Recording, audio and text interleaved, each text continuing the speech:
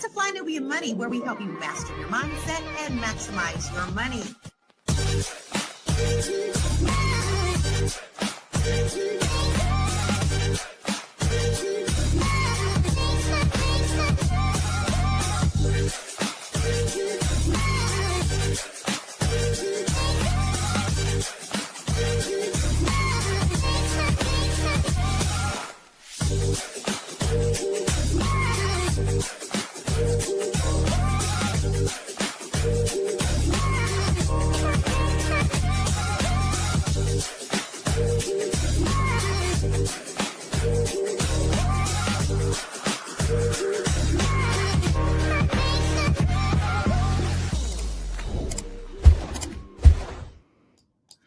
I love that new intro. Welcome. Isn't that nice? Hey, okay. Welcome to Fly Nubian Money, where we help you master your mindset and maximize your money. Today, we are unpacking a topic that hits close to home for many. Why some men stay in relationships even when they're no longer deeply attracted to their partners. Today, we're going to examine the psychology behind this phenomenon, the societal expectations that influence it, and the long-term emotional cost of staying in a relationship without genuine attraction. Today, we are joined by beautiful queens on this panel. We have Nomalenga. She goes by the Marriage, Motherhood, Money Making M3. Are you a coach, strategist, conversationalist? We have Dr. Alicia. She's a therapist, social worker, and advocate for healthy relationships. And we have Dr. Sabrina, who is a financial queen. That's what we're going to do. I didn't mean to leave you hanging. I was trying to get to She's the queen of money. And so welcome, everybody. Thank you so much for joining us today, Booker and Deborah. I already see you guys joining us in the chat. So the title of this conversation is My Wife Thinks We're Soulmates and I Think I Settled. Why Black men stay with women they're not attracted to. So before we get into the video, how would I ask this question? I'm trying to figure out, I don't want to ask it, have you ever stayed with somebody past your attraction, or do you think somebody has ever stayed with you past their attraction? So I won't put us on the defense. I'll say, have you ever stayed, Nomalenga, with anybody past your attraction to them? Like the attraction has waned, yet you're still there. You're on mute, I think. I'm going to make it a little... I can hear you now. My mic is on. Yeah, you can hear me? Yeah. I'm going to make it a little less personal and say that I think if you're going to be in any long-term relationship, that's part of the package. The attraction's going to go in and out. Okay. And that's just how it goes. Okay. Dr. Sabrina, have you ever settled or stayed past the season of wanting and desiring a person? Well, I'm going to make it personal, okay? Because I've been married for 30 years. I'm just going to be real with you. You do not stay married to somebody for 30 years and that warm and fuzzy feeling that we call, quote unquote, attraction is always there. And I don't think that just because I'm not feeling him means I'm settling somehow. Two separate things. So you can't do it this long. And always feel warm and fuzzy. Okay. Yeah. All right. Dr. Alicia, what are your thoughts? Okay, so what did we all just hear? We just heard the reality of marriage. Marriage comes in stages. And yeah, when you first meet somebody, I'm almost certain you are attracted to that person on some level, in some way. Not one person can give you any and everything that you're always looking for. That's not realistic. So yeah, during the initial stage, the attraction is stronger. During the conflict phase of a relationship, that's normal. Everybody goes through it. Maybe the attraction wanes. Maybe during the recommitment phase, the attraction goes up and down. This is what we're talking about, the reality of marriage. Yes. So I think what all of you guys are saying is that when you enter into a relationship with someone, the attraction is there. When you have a relationship with that person, the attraction may come and go, right? But I think you are still in it with that person. If we're doing what this gentleman says, and we're going to get to the video in a hot second, he went into it, it sounds like, thinking that he settled. Like, she thinks that I'm her soulmate, but I feel like I settled for this relationship. I think that that's a different dynamic than walking into it already like I'm prepared to go through the ups and downs with this person versus maybe I can't find nobody else. Maybe I'm not gonna, maybe I just want to be married. She seems cool. So let's just do it. So in her eyes, man, I love this man. And this man he's everything I ever dreamed about. And in his eyes, he's like, well, I'm married. I got to, we got kids or whatever the case might be. You guys tell me in the chat, have you guys ever settled in a relationship? Or go ahead, Nomalinga. I was gonna say, I think that's what he's saying now. And oftentimes when you talk to couples, if they're going through a rough patch, they'll say things that are very different than the time when they're actually feeling in love or they're feeling good about the relationship. So his recollection may not actually be that good because most men don't actually marry women they're not attracted to. Men are different from women in the sense that the first thing that makes them gravitate to a woman is that initial attraction, and then they take it from there. Whereas women look for other things, and sometimes attraction or physical attraction is part of it, but it's not always the first thing. So sometimes I think we don't recall things correctly down the line. Go ahead, Dr. Alicia, were you about to say something? Yeah, I mean, Nomalinga, thank you. You took the words right out of my mouth. This is a moment of growth for any man who has come to this decision. This is a moment of growth, and he needs to reflect on this. He needs to take a step back and say, hold on, I'm coming to these conclusions because maybe perhaps I'm having an issue with my wife about this particular topic right now.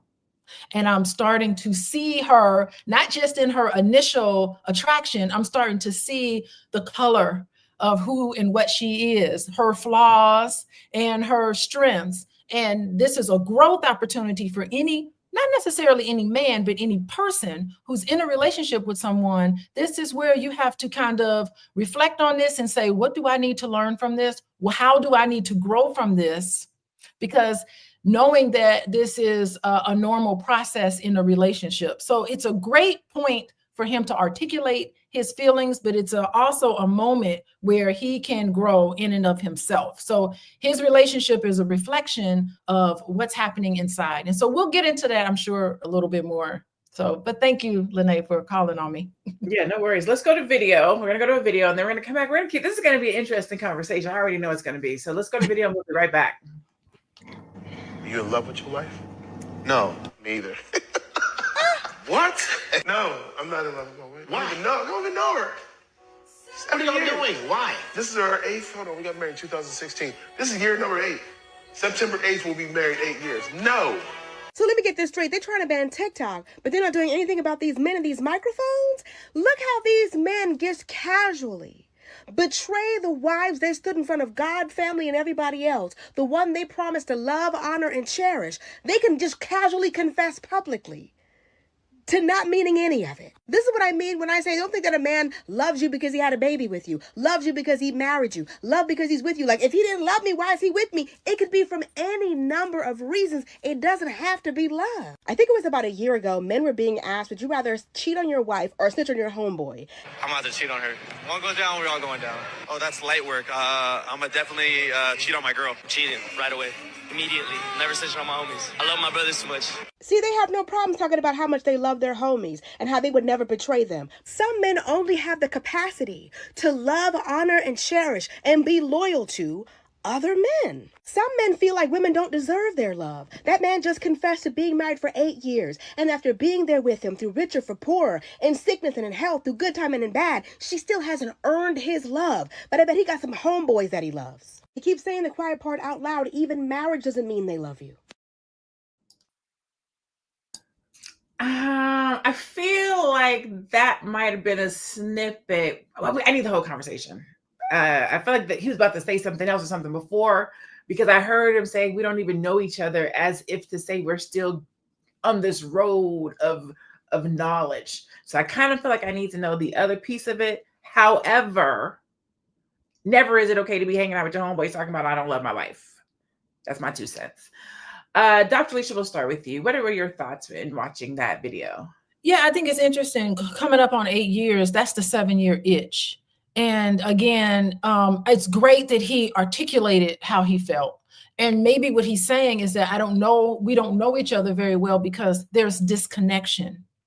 And if he wants to really commit himself to the relationship, then perhaps he needs to make the effort to reconnect with his wife, because I'm certain you think you know somebody, but there's always a way for you to reconnect with somebody to continue to learn about who and what your partner is. So maybe he's feeling lonely, and maybe he's feeling disconnected, and this is a normal reaction to that. I mean, how many times can you be in a marriage with somebody and inevitably feel hurt by something that they've done and something that they've said, and just walk around with that pain and hurt? That's going to disconnect. So perhaps this is a beautiful opportunity for him to realize this. Hopefully his wife will see this and sound the alarm and get to a place where they can start having real conversations,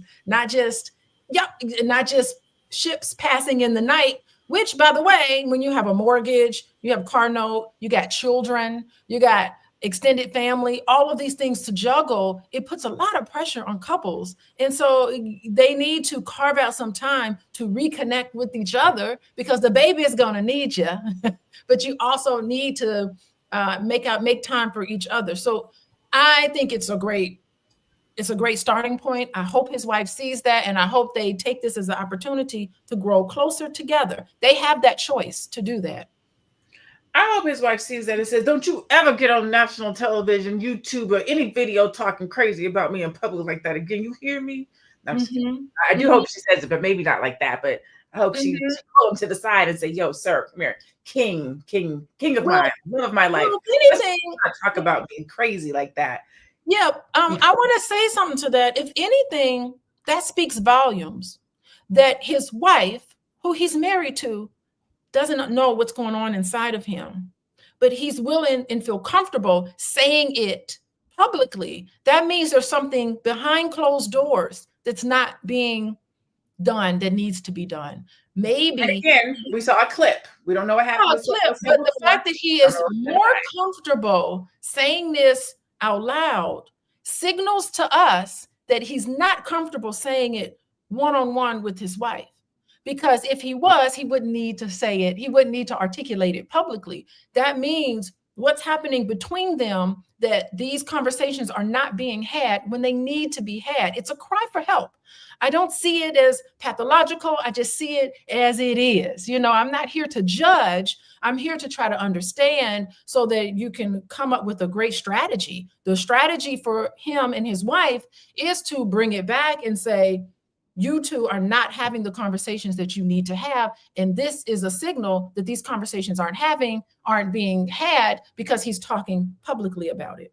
Okay. So before we go to commercial, because we're getting ready to go to commercial, Nomalinga, what are your thoughts before we go to commercial? I think he's garbage. He's trash for saying that out loud in public space. And I think that some things, when you say them, you can't unsay them, especially when he's humiliated her by saying it. And God knows, how many people have heard that. That's awful. Do I think it's good for people to be truthful and to say things? Yes, maybe to his homeboys in a closed space, maybe to a therapist, to his dad or whoever. But I think him and his friend are total trash for just outside of a closed place saying that and letting everybody hear him say that about his own wife. I'm disgusted.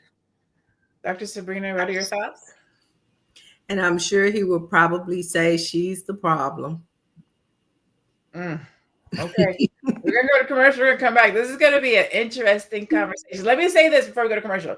This is not a man bashing conversation, because it goes both ways. Women settle for men the same way men settle for women. People do settle in relationships. We know that this really happens, but we're talking about what do we do? How do we solve it? How do we communicate? How do we not? How do we work through these things? Okay, so it's not a man bashing. That's just the conversation for today. We'll go to commercial. We'll be right back. It's a good show right here. But I'm biased. If you are just tuning in, you are watching Fly Nubian Money, where we help you master your mindset and maximize your money. My name is Tiara Williams. I'm also known as Miss Black Hollywood, and I'm the proud producer of this show because it is lit. If you want to receive notifications for when we go live Monday through Friday, 1 to 2 p.m. Eastern Standard Time. All you have to do is text the word Queens to 87948. That's Queens to 87948. That's QUEENS to 87948. Also, if you want to grow your money and not blow your money, all you have to do is go to flynubianmoney.com. There's all kinds of resources, there's courses, there's free giveaways. There's just no reason to be broke in 2025. All you have to do is go to flynubianmoney.com. Obviously, you don't want to be entertained here. You want to know enough to grow. Wait, I need to put that on a shirt. You got to know to grow. Got to know to grow. So know and grow with flynubianmoney.com. So know and grow with flynubianmoney.com. Have these conversations. Don't settle. And don't be settled for. Okay. So, all right. I believe we're going to go to another video. Producer, let me know. Are we about to go to another video? I think we're going to another video. I read a story about a woman who was out to dinner with her husband and some friends. They're having a few drinks, and she goes to the bathroom. But on her way back, she overhears one of her husband's friends say how the wife is basically a placeholder, and he chose her because things did not work out with the real love of his life, which is this other woman that he had a previous relationship with. And so obviously the wife is like shocked, stunned, trying to process this. And when she confronts her husband later on and says, "Is this true?" He didn't deny it. He just says, "Let's call the friend John." Well, John has a big mouth. And before you throw stones, I want you to know how common this is. How common it is for people to make life-changing, life-altering decisions with other people's lives from a place of practicality, settling, instead of a place of genuine love and desire to build a life and a partnership with somebody. And while I don't think it's healthy to spend the rest of your life pining for a love that has been lost, but I do think it's important when you engage somebody from the prospect of building a life, a future, or a family, that you are upfront about your feelings. You are doing one of the worst things that you can ever do to another human being, which is rob them of their choice. Because there are some people who are practical minded that will say, yeah, it's not a love match. I don't have burning passion for you, but I think we can make this work. I think we can build a life and we can be relatively happy in doing it. But when you don't do that, when friends and family know one truth and your partner understands a different truth, it is so hurtful. Because more times than not, if that person had known those feelings up front, they may have made a different choice, but they didn't have the opportunity because that information was not disclosed. And so if you are going to move forward in love and romance from a place of practicality, of might as well, of I'm not deeply in love with you, but we can make it work, that's fine. But be upfront about it so that the person you're engaging with is going into this scenario eyes wide open instead of being blindsided thinking it's one thing when it's really quite another. Listen, that is the whole truth and nothing but the truth. And again, I know the topic says my wife thinks we're soulmates, but this could happen man to woman, woman to man. I know more than a couple of women who have I need to get out of this situation. I got these kids and I need to go ahead. This man is interested in me. I'm gonna go ahead and marry him. And I'm just gonna marry him, right? Protection and covering all those things. He's head over heels and she's like, I'm protected, I'm covered, and I got some kids. But I know men, again, the same thing. As a placeholder, I didn't get the woman that I wanted, but this is a good woman. She does good. She takes care of me. She takes care of the kids. We straight. But it's just, we just live in life together. What do you say to that, Normally? I know you have different views on relationships and whatnot, especially coming from your perspective, where I'm not going to put words in your mouth, but I know that the relationship is different over there. A man can come to a father and say, hey, I want to marry your daughter, does that daughter have to be interested in that man? Does that daughter have to love that man before going into a relationship with that man? Or is it my father said I have to marry this man? And then that could be on what we see on TV, right? This does not. Yeah, that's TV. We're not, this is not coming to America where you gonna marry this the man you're gonna marry. And just so we're clear, arranged marriages have a higher success rate than love marriages. So I'll just put that out there. But I will say, in my culture, nobody forces marriage on anybody else. But she said practicality, and then she said settling. And I really hate the way that people have started to use the word settling almost as if it means shortchanging. Because it isn't, because everybody settles. Nobody's ever going to be 100% what you want or what you dreamed of or whatever it is. And at some point, you're going to have some fundamentals and some deal breakers and then compromise on some things. And that's settling, and that's being a grown up, and that's making adult decisions, and that's thinking long term. I just don't understand why we have this word settling as if it's such an awful thing. There are people who die never having married, never having settled, because they wouldn't settle for the best that they can get at the time, based on what's important to them and what's important to their partner. The other thing that I want to say is, can we please make a distinction between marriage and just all these situations and relationships and these other things? Because it's a big difference. There's a big difference. One is supposed to be forever, and others are you can just hop in and out and do whatever you want.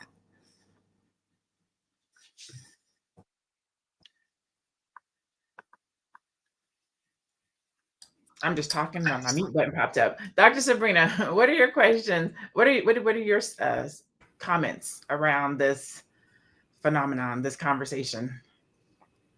I agree.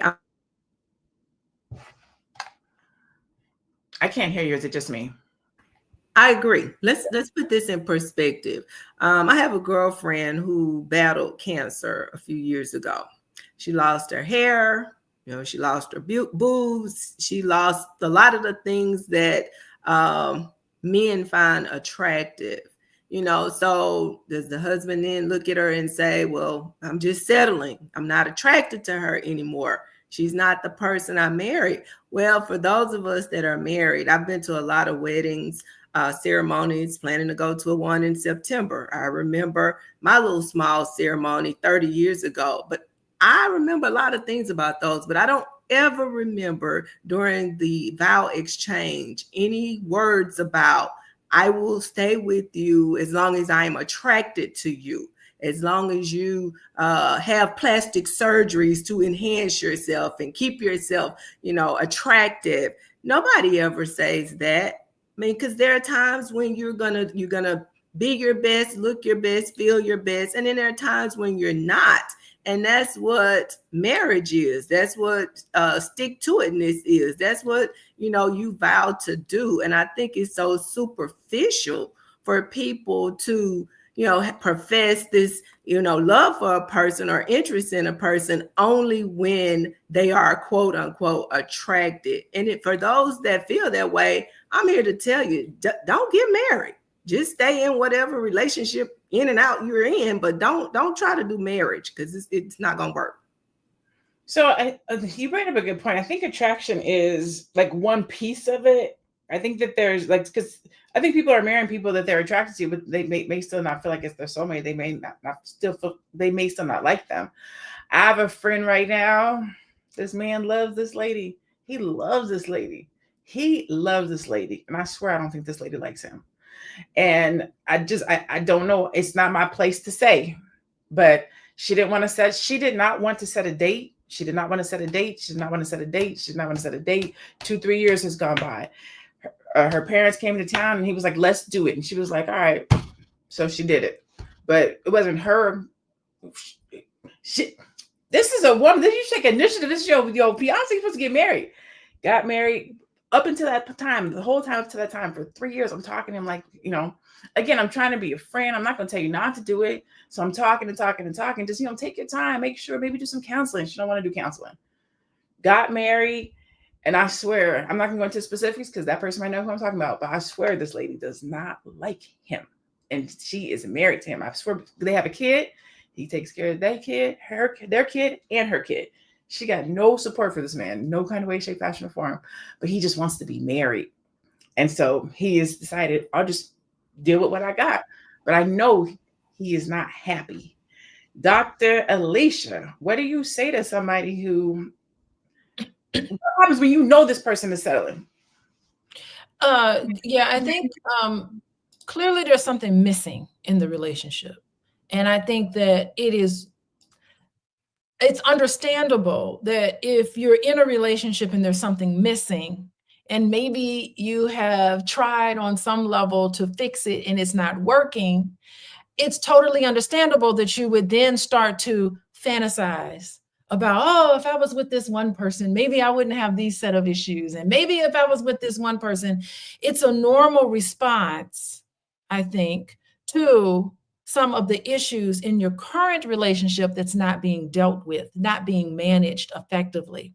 That's just a spewing. It's like your cup is already full, and that's what kind of overloads. It kind of spills out where you get into this fantasy world. Oh, hopefully if I was with this guy I dated 10 years ago, things would be so much better. There's no way of knowing that. And if it was meant to be, you'd still be with that person. So clearly it is not a relationship that's suitable for you. But I think if I were talking to someone, I would bring the conversation back to what is currently missing in this relationship that is causing you to fantasize about somebody else.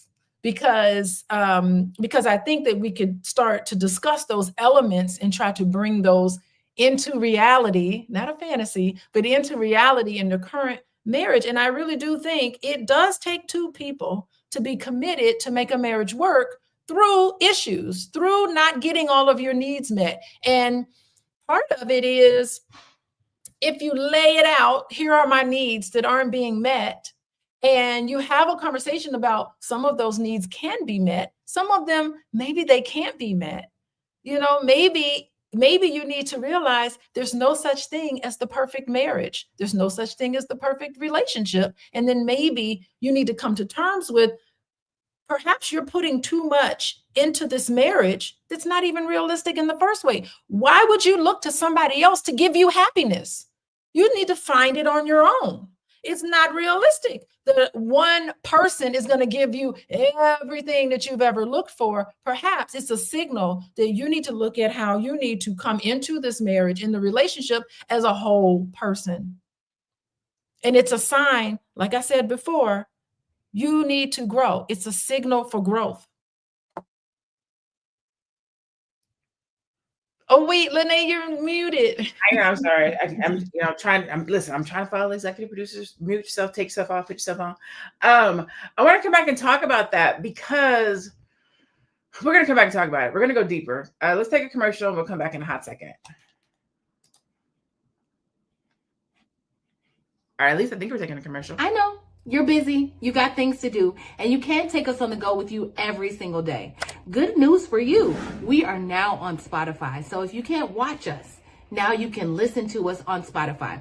Search Fly Nubian Money and all the episodes shall appear. All you have to do is like, subscribe, leave a 5-star rating, leave some comments, tell people how you love us, so that when other people come along and are looking for a great show to watch, they can find Fly Nubian Money too. One last thing, and just in case you've been sitting under a rock, Fly Nubian Money now has an investment club. We are the Fly Nubian Money Club. It's easy. All you have to do is go to flynubianmoneyclub.com, and I am committed to bringing in top experts from all industries to help you level up. They're teaching us the skills that we need to compete in this market. We often say that nobody is coming to save us, not the government, but guess what? We're coming to save us. I'm coming to save you with the Fly Nubian Money Club. So listen, all you have to do again is go to flynubianmoneyclub.com. We have a 30-day free trial set up just for you, just for those people that are struggling. Even if you ain't struggling, you ain't got to struggle. I'm coming. Okay, let me stop playing. I'll see you soon. We'll see you soon. Soon as today. So I want to dive deeper into this conversation that we're having around settling and or not being attracted to your spouse and or marrying somebody when you know that this is not the right person. They are a placeholder for somebody else.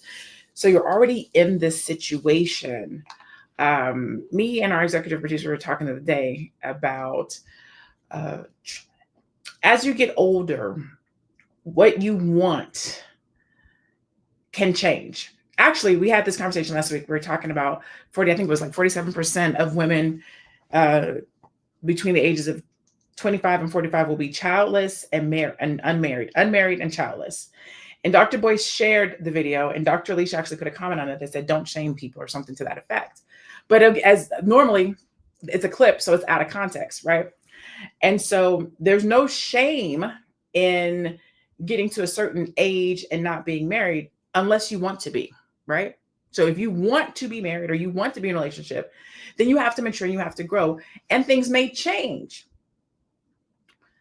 As things change, I don't necessarily think it is settling as much as it is maturing to say, this is what I want, right? When we're younger, what we think we want is one thing. I gave the example of height. I'm 5'9" barefoot.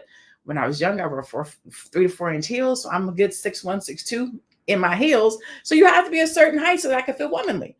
As I have matured and grown, I am still 5'9" and I don't wear heels. So I can lower that. You know what I'm saying? Like you could be right here. We could be eye to eye. So I think that there are some things that we, like Norma Lange said, some things we consider settling. I'm not settling for a short man. Well, I'm not settling.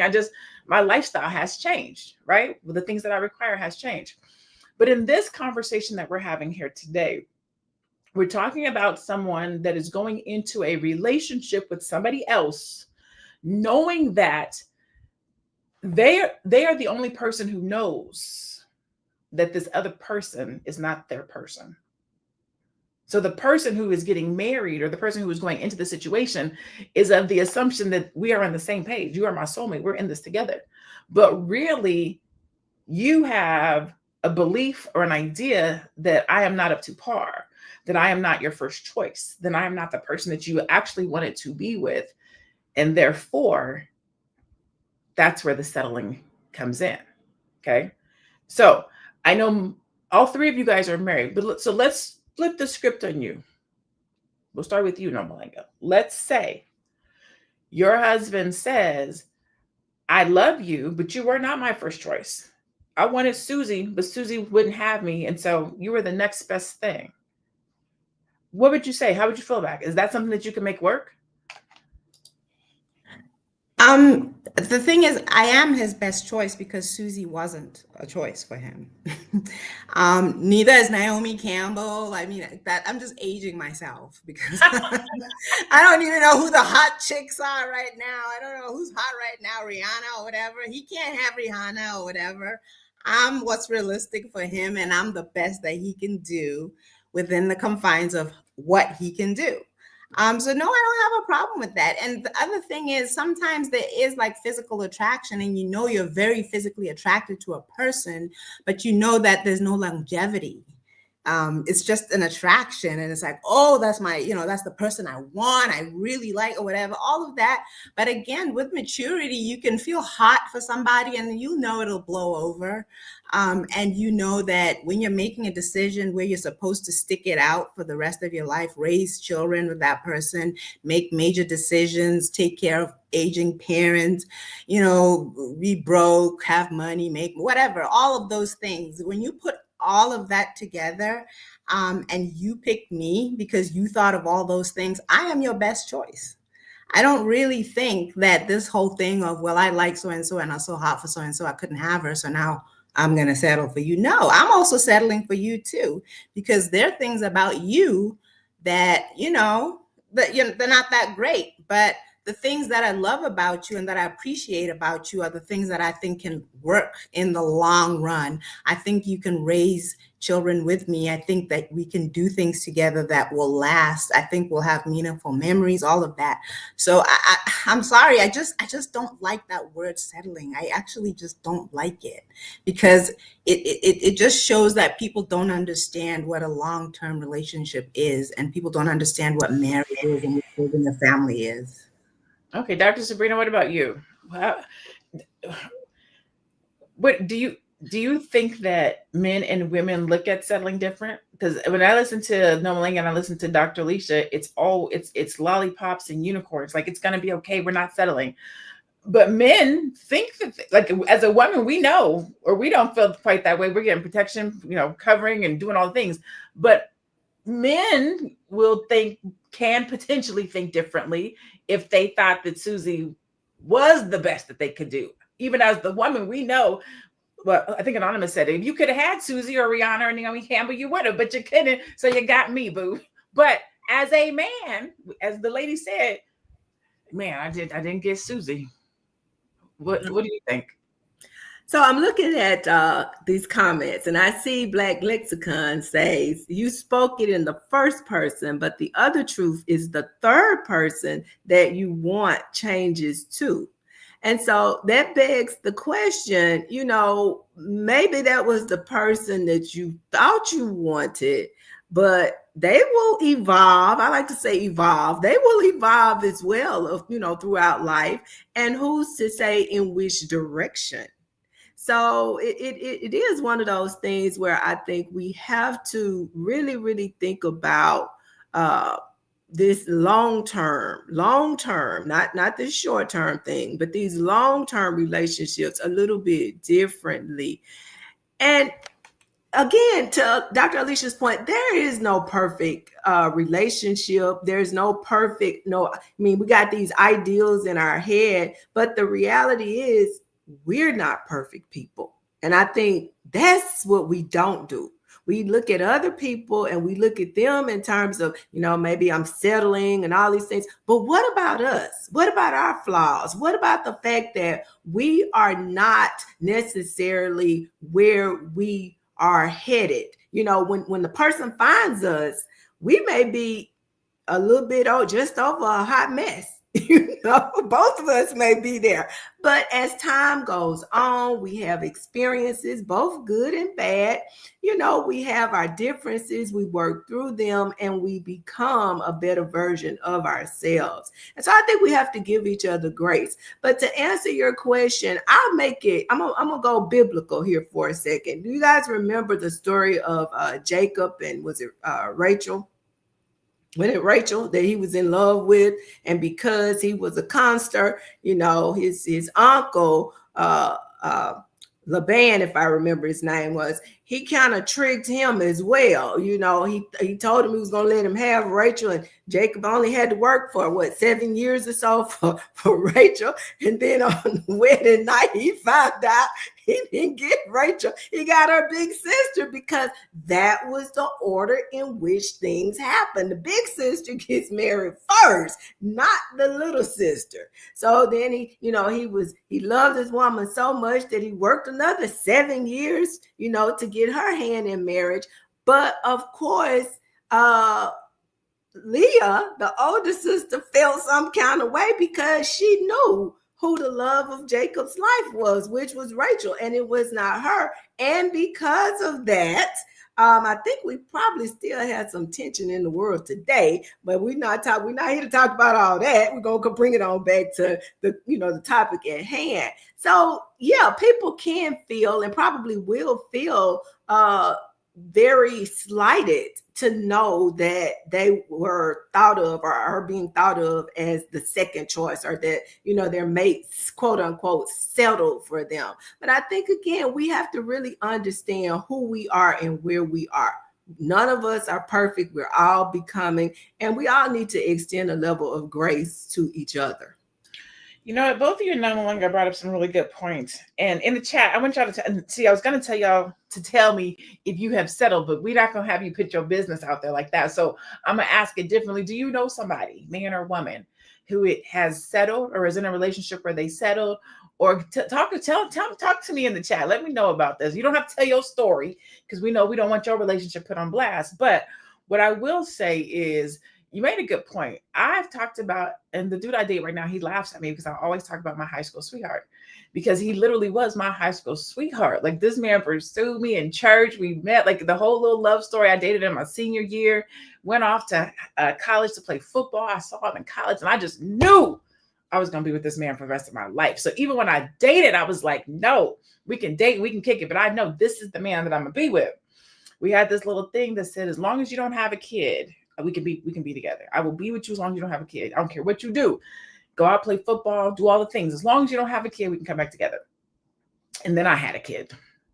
But I didn't say if I had a kid. I said if you had a kid. So I didn't know he held me to that same statute. But that's not the point.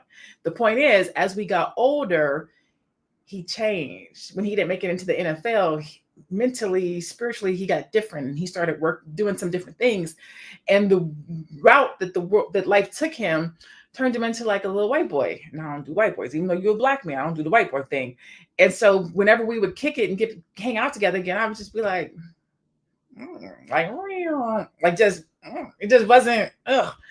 And so even though I still have much admiration for him, I still talk about him to this day as my high school sweetheart, there is no attraction there anymore. I still wish the best for him. I still wish well for him, but I don't feel like the dude I talk to right now, I'm settling for. And I told him this the other day.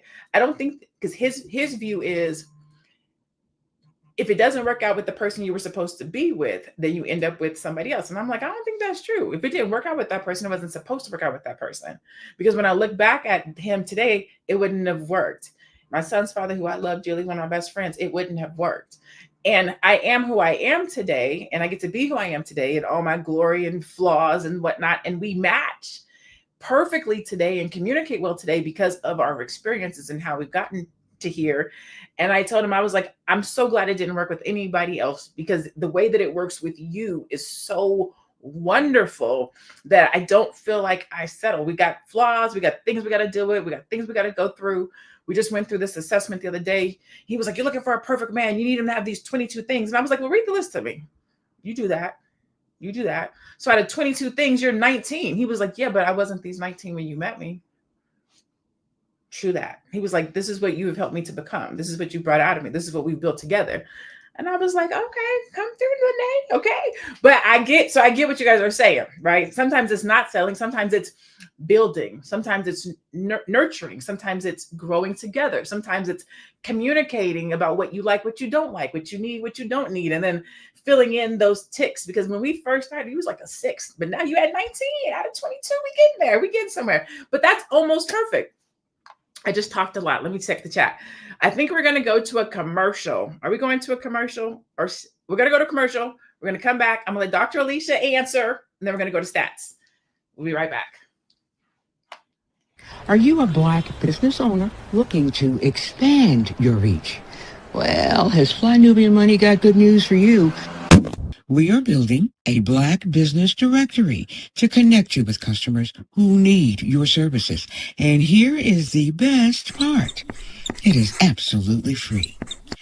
Email us at info@realvirtual.net. Send us your business name. Tell us a little bit about what you do, what services you offer, your website address, and your contact information. That's it. Together, we are going to build and circulate the Black dollar. Get listed today and start connecting with people who are probably already looking for you.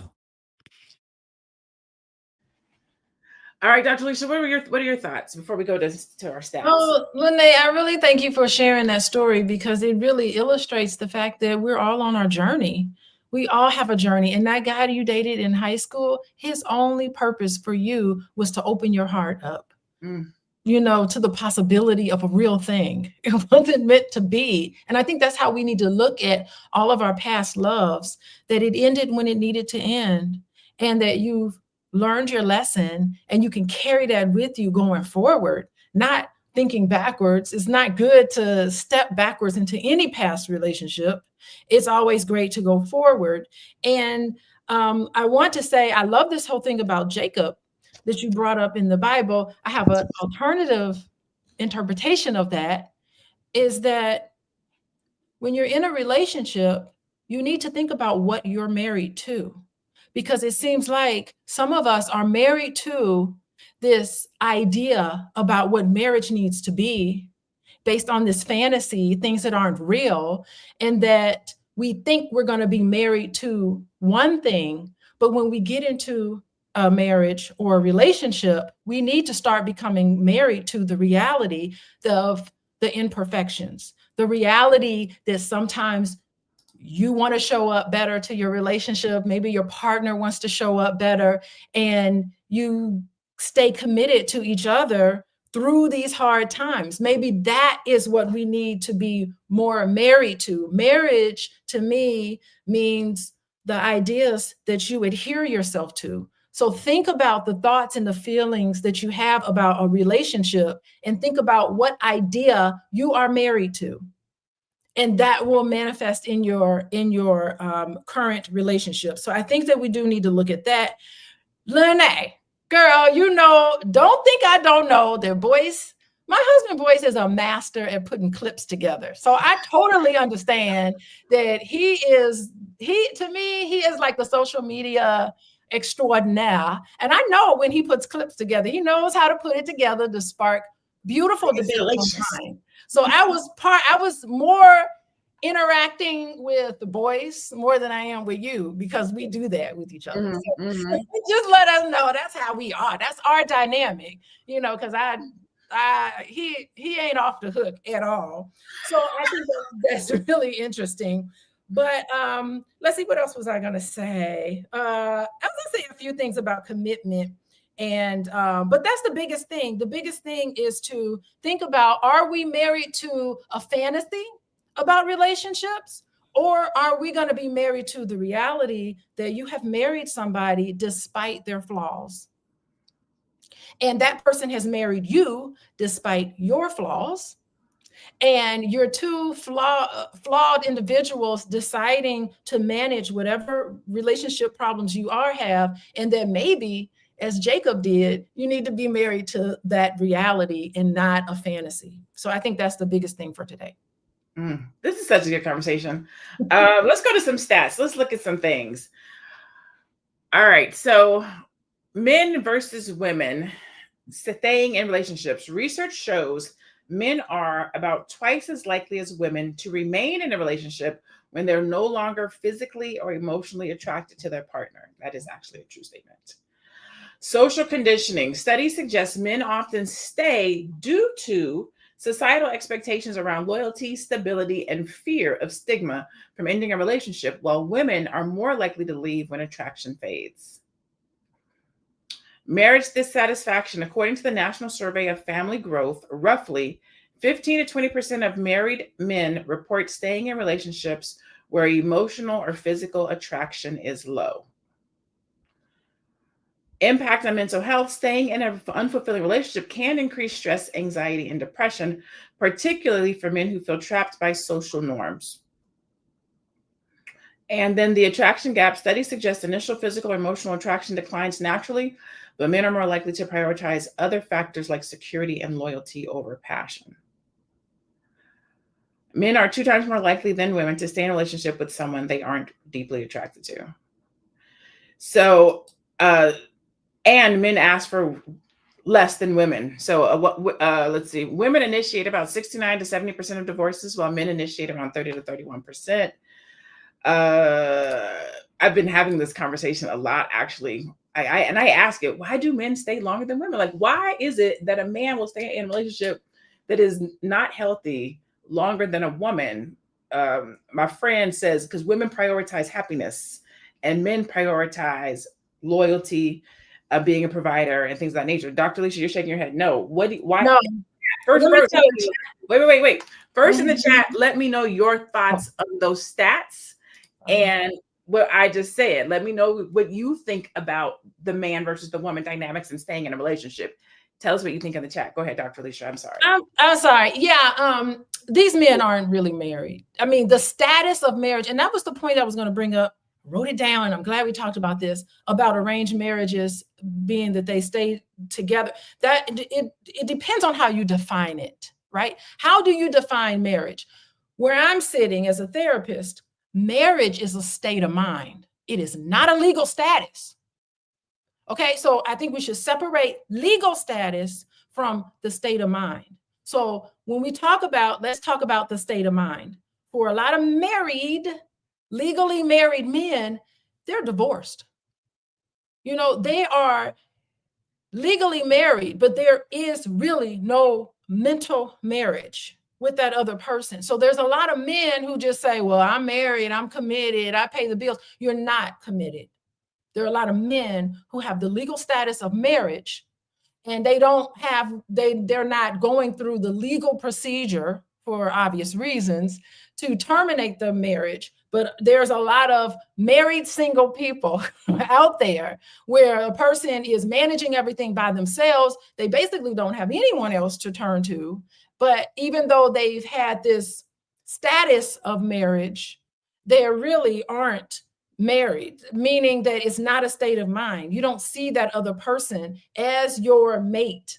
And so we have to kind of take a step back with just the statistics in terms of the numbers of marriages versus how many real marriages there are, which is the union between one person and another. Remember, it's mentality. You know, being married to somebody is a state of mind. There's a lot of people in a relationship who are married to each other, but they just don't have the legal status. And let me tell you, believe it or not, there are a whole lot of divorces that happen way before the ink is on the paper for dissolving the actual marriage. Before the divorce has already occurred. And so I think that we are putting too much into this legal status of marriage when underneath all of that is more of a mindset. It's more of a disposition. So some of these men are creating their own happiness and doing all sorts of things outside of the marriage, not even including their wife.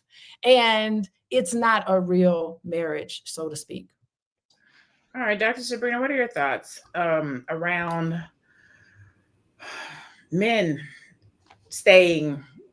I don't know if it's men staying too long or men staying in an unhealthy situation, or that women will leave before a man will, or even just that a man is settling for a situation that maybe is no longer happy in.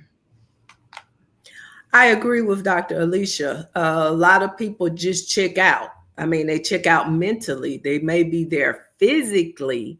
And that was the question that we didn't pull that onion back. Out of those, whatever the statistic was on the men that stay, how many of them actually have checked out of the marriage, but yet they're just still there? I know people that have done it. I have a very good friend that has done that. Reconnected with someone I hadn't seen in a long time about 8 years ago. And that person was unhappy at that time, but it's 8 years later and he's still there.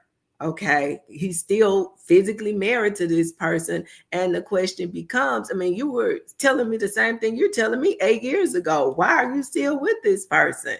You know, you obviously have checked out, but I have to agree with Dr. Alicia.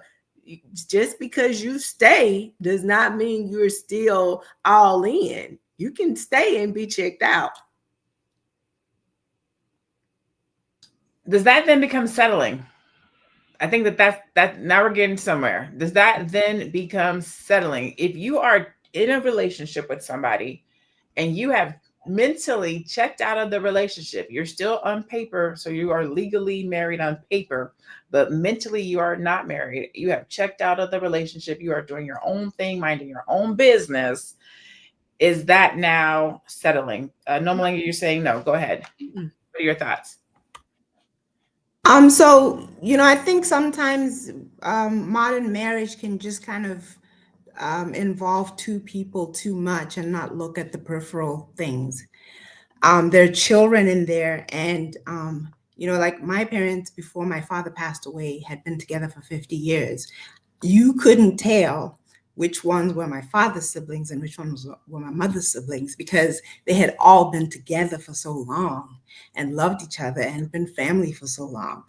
And that's just one element. They were also raising children. They had properties together. They had built businesses, and they had shared memories. There's so much that goes into a marriage that when you just reduce it to, I'm not feeling him anymore, and or I'm checking out or whatever. Sometimes you can check out in some parts of the relationship. Like I know couples, especially older couples, sometimes there'll be no sex. I won't say intimacy to try and cloak it. There's no sex, but they love each other. They're connected. They're good friends. They cooperate with each other, and both of them are satisfied by that, and that creates longevity. And again, there's so many other peripheral issues. Is that settling? No. It's But you set it up committed. differently though, no, Melanie. You said they're still intimate, they're still friends, they're still That's not what we're talking about. We're talking about all that's gone. Even if all that's gone, they still have children together. They still have in-laws. They still have properties. They still have shared memory. They're still Stay together for the kids and the memories. You see, I don't like it to be just reduced like that, because you've built like. Okay, let's take it to something else. Let's say all the relationship is gone and all that's all you have left. Let's say your child makes you mad, right? And is on drugs and is just making your life hell. They don't stop being your child. You don't stop loving them. You gave birth to your child. We're talking about yeah, but that's the thing. That's the level of commitment that you're supposed to have to a spouse. You're supposed to join and become one. So that's what I'm asking. Get to, so if you join and become one, but you lose all sense of relationship, you should still be in that. That's what I'm asking you. So to your point, there is no more friendship. There is no more conversation. We're living in this house as roommates. So you're saying you've committed to this, stay in the roommate state. That's the question that I'm asking. Even though we have kids. Yeah, I really don't think it actually boils down to how people make it look. And you usually get people who are not married saying that, because sometimes some parts are lacking. But again, if some part of it goes out of it, it doesn't mean you can't bring it back.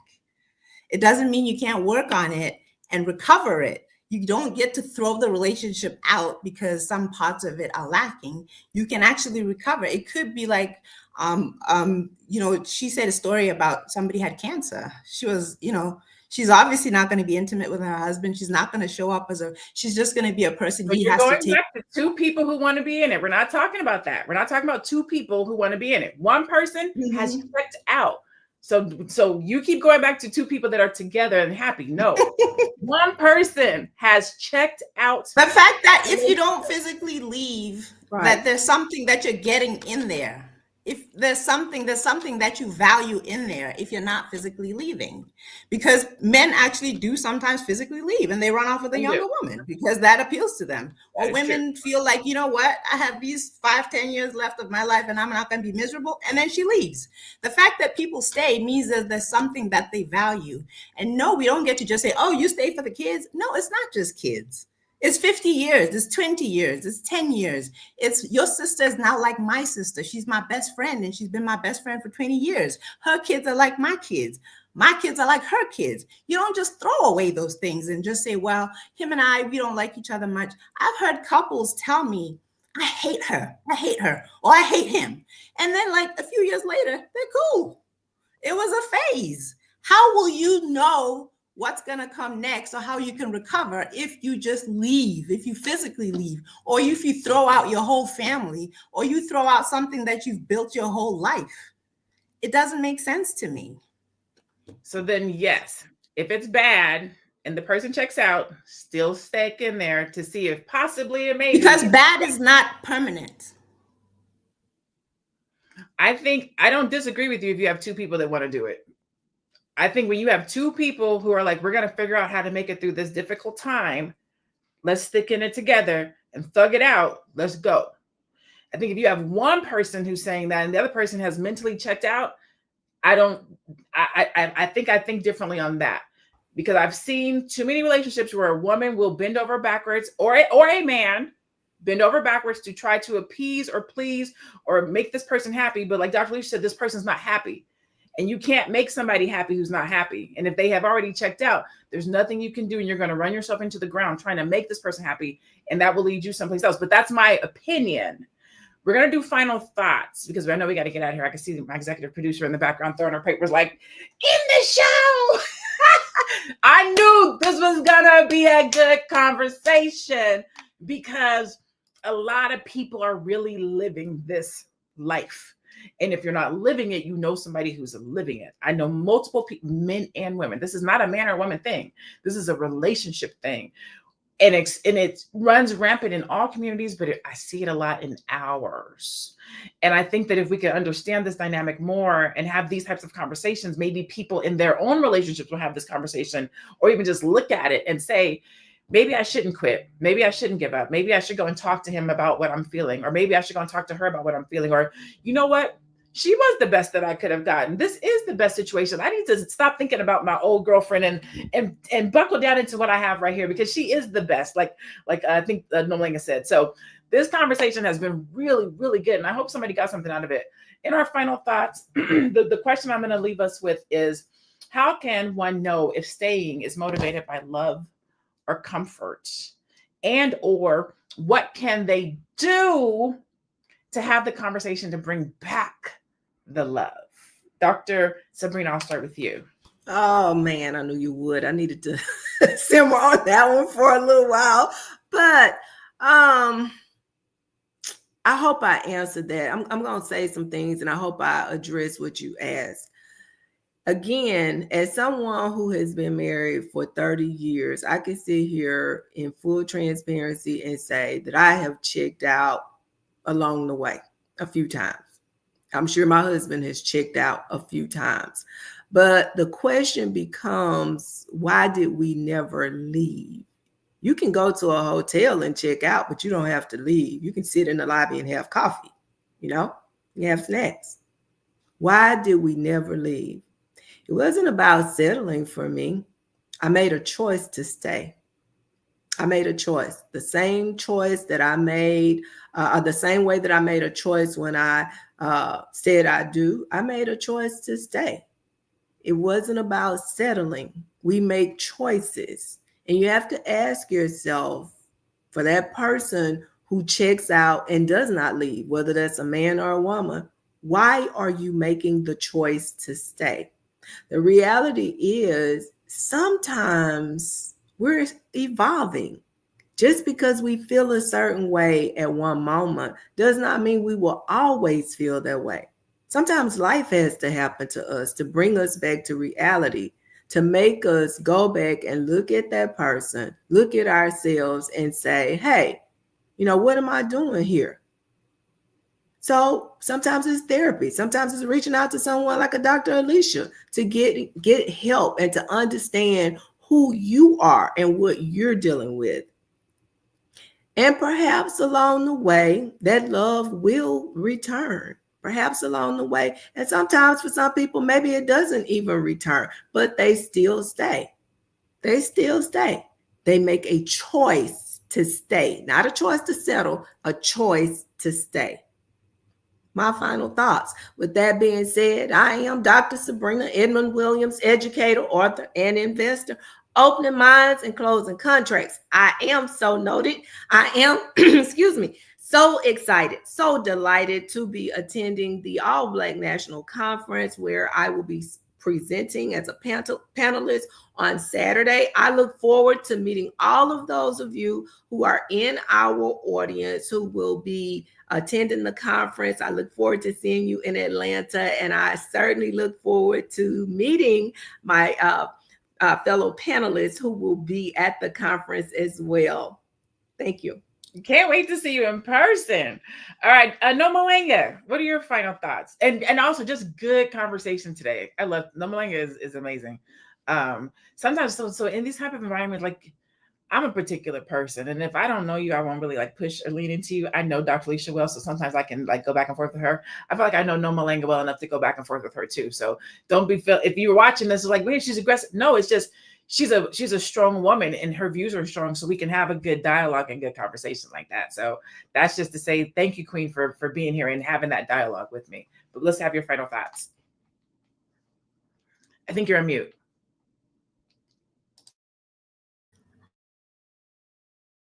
The reminder for the last question, please.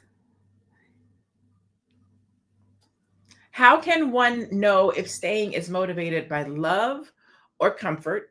You can answer that, or you can just answer, how do you have that conversation? if you start falling out of love and you start easing into comfort? Like, what do you do to bring it back? So either part of that.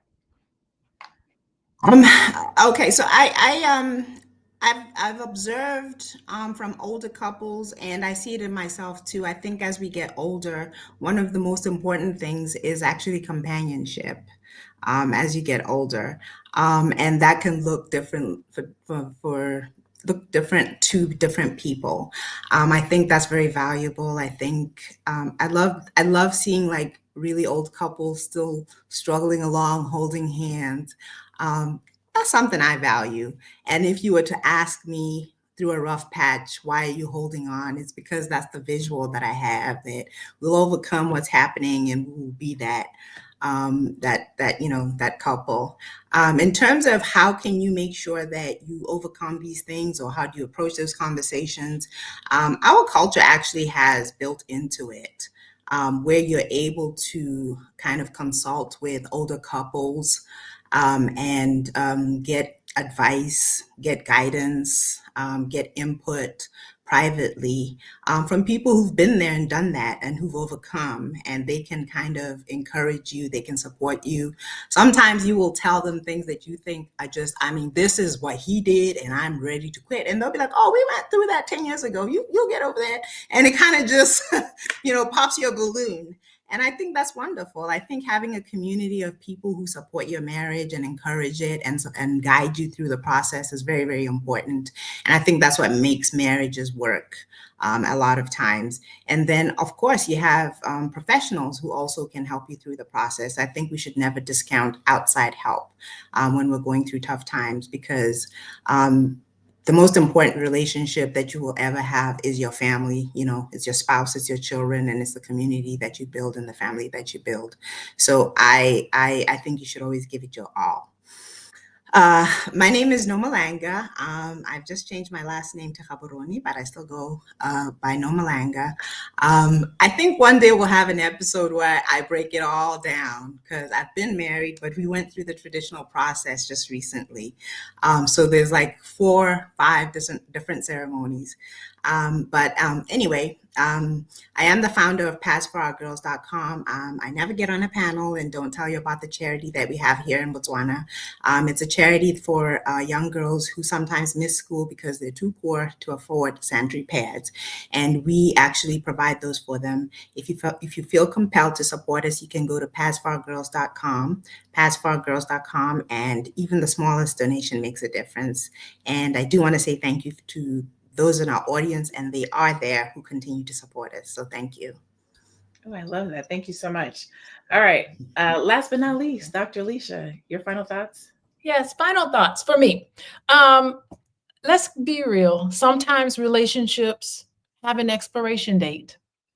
Sometimes they do. Sometimes you make a decision to recommit yourself to a marriage and make it work for you. Sometimes you make that very difficult decision to dissolve the marriage. But like I said before, life is a journey and we're all trying to figure it out. And this is what I mean by, no matter what your story is, you could be a single person, you can be a married person, you can be a divorced individual, you can be a remarried person or a married person at whatever age in your life.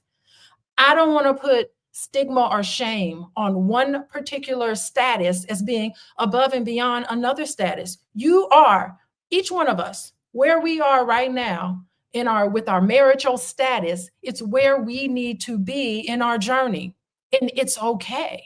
So that's how I am as a therapist. I am not committed to a certain outcome. Of course, my hope is always that the relationship becomes stronger. I'm always rooting for the relationship, but I am a realist. And sometimes the reality is that it actually, like Dr. Lene talked about, it takes 2 to be in a relationship. It doesn't make sense for you to be the only one married in a marriage when it takes 2 people. So it hurts to be sitting on the fence. Anybody sat on the fence, it hurts your butt to sit on the fence. And sometimes you need to decide whether to go get off the fence or whether to go on one side or the other. And if you're struggling with that, you can contact me, coachingwithdralicia.com. I am here for you to walk with you in your journey And I'm not going to judge it. I am just going to be here with your journey. And that's all for today. Thank you. Thank you so much. All three of you guys. I mean, these conversations to me are super important. They're super valid because these are the real things that people are dealing with.